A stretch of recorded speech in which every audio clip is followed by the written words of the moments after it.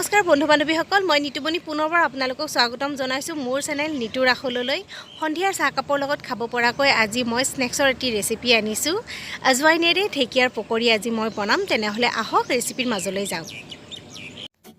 ঢেকীয়া আৰু আজৱাইনৰ পকৰি বনাবৰ বাবে আগতে ঢেকীয়াখিনি মই এনেদৰে মিহি মিহিকৈ কাটি লৈছোঁ। তাৰপিছত ধুনীয়াকৈ ধুই লৈছোঁ। এতিয়া আমি ইয়াত বাকী সামগ্ৰীসমূহ যোগ কৰিম। হালধি জোখমতে দিলোঁ, পিঁয়াজ এটা মিহি মিহিকৈ কাটি দিব, আদা নহৰু আধা চামুচ,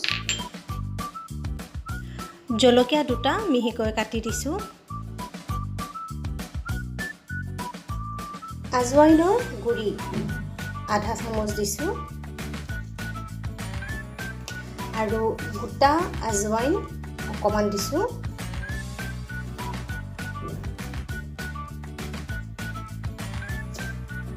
অকণমান লাগিব বেকিং পাউডাৰ,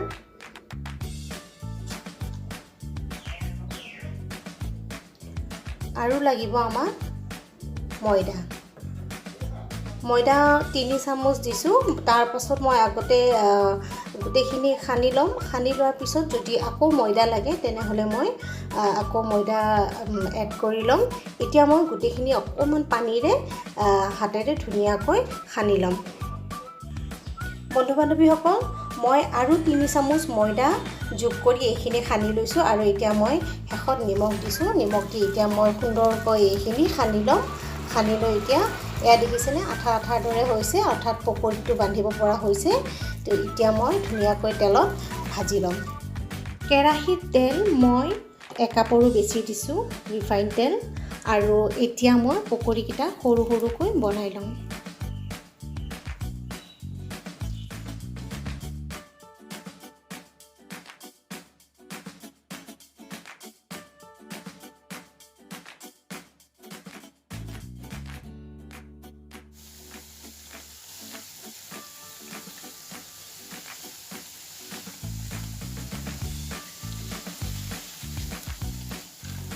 আমাৰ ঢেকীয়াৰ পকৰিবোৰ ইতিমধ্যে সকলোখিনি বনাই ৰেডি হৈ গৈছে।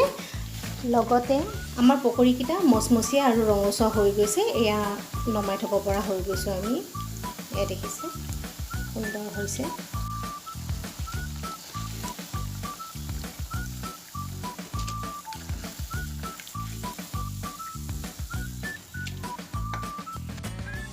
বন্ধু বান্ধৱীসকল, আজি মোৰ এই ৰেচিপিটো কেনেকুৱা পালে জনাবলৈ নাপাহৰিব। খুব মচমচীয়া, মই আপোনালোকক অকণমান ভাঙি দেখুৱাই দিছোঁ। এয়া দেখিছে খুবেই মচমচীয়া হৈছে, খাবলৈ খুব ধুনীয়া হ'ব। আৰু গধূলি এতিয়া মই চাহ কাপৰ লগত ধুনীয়াকৈ ফেমিলিৰ লগত এই পকৰিবিধৰ জুতি ল'ম। আপোনালোকেও এনেদৰে ঢেকীয়া আৰু আজৱাইনেৰে পকৰি বনাই আপোনালোকে জুতি ল'ব পাৰে সুন্দৰকৈ। মোৰ ৰেচিপিটো কেনেকুৱা পালে জনাবলৈ নাপাহৰিব আৰু লগতে মোৰ চেনেলটিক ছাবস্ক্ৰাইব কৰিব। আজিলৈ ধন্যবাদ।